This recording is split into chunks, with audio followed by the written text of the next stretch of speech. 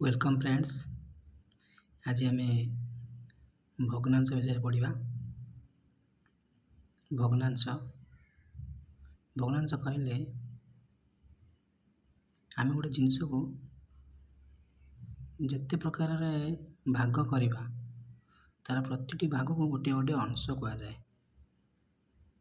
अंश माने भाग कराई अंश भग्नांश माने आम पाखे गोटे मनकर वृत्तटी अच्छी गोटे वृत्तटी अच्छी आपको आम चारि भाग करवा। ये चारि भाग गोटे भाग काटिले आ रहा केते भाग तीन भाग संपूर्ण चारि भाग।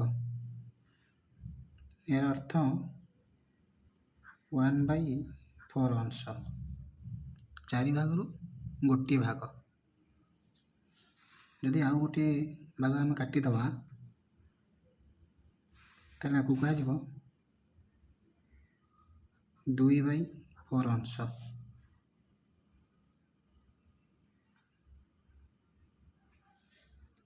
यदि संपूर्ण चारि भाग आम काटिदवा ताले आपको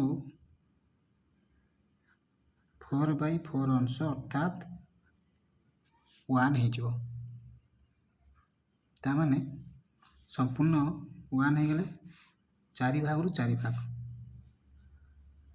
माने गोटे पूर्ण हो गोटे जिनसर पूर्ण हो गला। भग्नांश केते प्रकार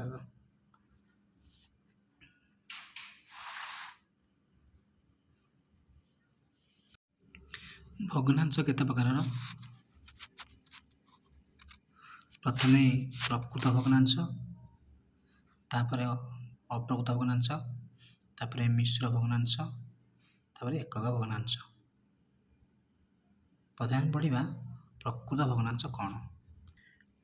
प्रकृत भग्नांश कौन ना जो भग्नांश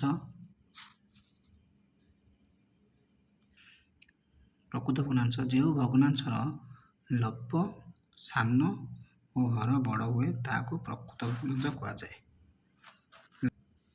लब्ध सान माने लब्ध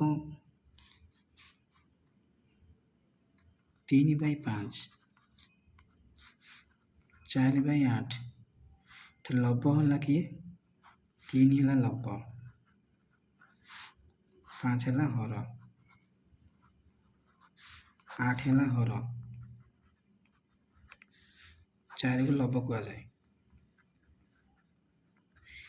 3 सान 5 बड़ 4 सान 8 बड़ तो लब्ध है 4 8 है हर लब्ध सान हर बड़ थे प्रकृत भग्नांश कहुए।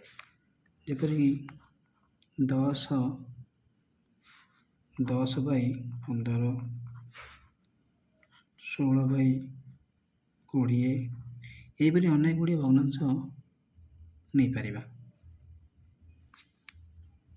तापर हम बढ़िया अप्रकृत भग्नांश कौन जो भग्नांशर लब्ध बड़ हर सान हुए ताको अप्रकृत भग्नांश कहुए।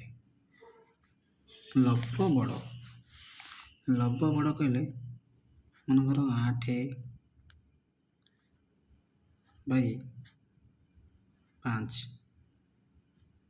किंबा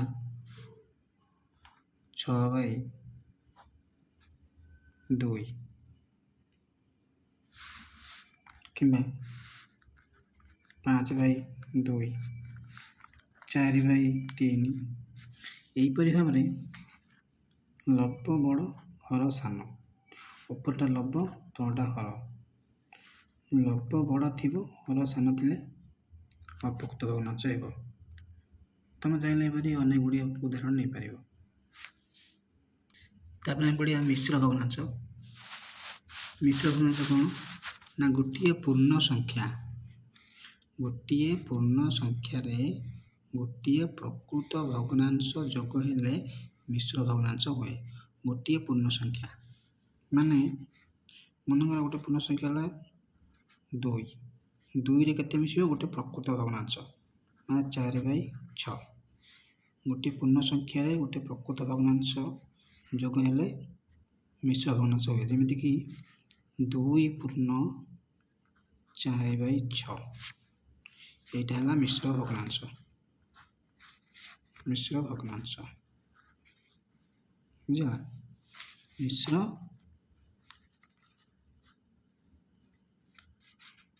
ଭଗ୍ନାଂଶ।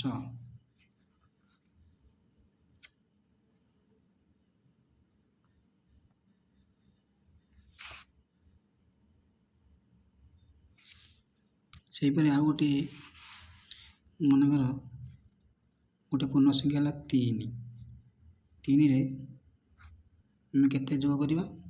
ଗୋଟିଏ ପ୍ରକୃତ ଭଗ୍ନାଂଶ ମାନେ 2/4 ଗୋଟିଏ ପୂର୍ଣ୍ଣ ସଂଖ୍ୟା ଗୋଟେ ପ୍ରକୃତ ଭଗ୍ନାଂଶ। ତାହେଲେ କେତେ ହେବ ନା 3 ପୂର୍ଣ୍ଣ 2/4 এইটা ହେଲା ଗୋଟିଏ ମିଶ୍ର ଭଗ୍ନାଂଶ। ସେଇ ପ୍ରଥମେ ଲେଖିପାରିବ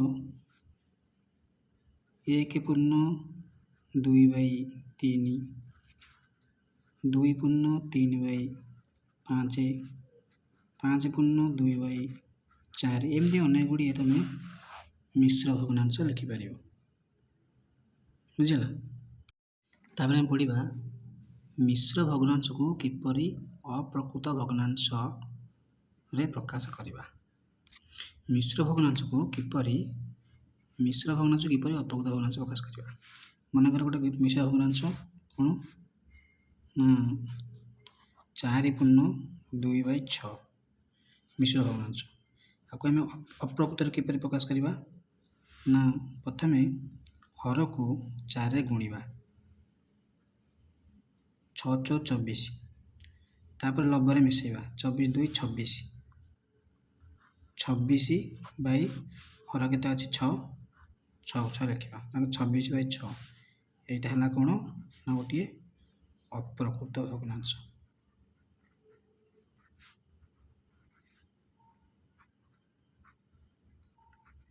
ଅପ୍ରକୃତ ଭଗ୍ନାଂଶ। ଆଉ ଗୋଟେ ଉଦାହରଣ ଦେଖିବା। ମନେକର 3 ପୂର୍ଣ୍ଣ 1/4 ଏଇଟା ଗୋଟେ କ'ଣ ହେଲା ମିଶ୍ର ଭଗ୍ନାଂଶ ହେଲା। ଆକୁ ଆମେ ଅପ୍ରକୃତରେ କିପରି ପ୍ରକାଶ କରିବା? ପ୍ରଥମେ ହରକୁ ପୂର୍ଣ୍ଣ ସଂଖ୍ୟାରେ ଗୁଣିବା 4 × 12, 12ରେ ଲବକୁ ମିଶାଇବା 13, 13/4 ହେଲା ଅପ୍ରକୃତ ଭଗ୍ନାଂଶ। ଏହିପରି ତୁମେ ଅନେକ ଗୁଡ଼ିଏ ମିଶ୍ର ଭଗ୍ନାଂଶକୁ ଅପ୍ରକୃତ ଭଗ୍ନାଂଶରେ ପରିଣତ କରିପାରିବ। ତାପରେ ଗୁଡ଼ିଏ ଏକକ ଭଗ୍ନାଂଶ। ଏକକ ଭଗ୍ନାଂଶରେ ସର୍ବଦା କ'ଣ ହୁଏ? ଲବ ସର୍ବଦା 1 ରୁହେ। ହର ଯାହା ରହିଲେ ଚଳିବ। ହର 2, 1/3, 1/4, 1/6, 1/8। ତ ଏହିପରି ଲବ ସର୍ବଦା 1 ଥିବ। ହର 2, 3, 4, 5, 10, 15 ଯାହା ଲେଖିଲେ ହର ଚଳିବ। ଏହାକୁ ଏକକ ଭଗ୍ନାଂଶ କୁହାଯାଏ। ଏକକ ଭଗ୍ନାଂଶରେ ଲବ ସର୍ବଦା 1 ରହିବ। ବୁଝିଗଲା?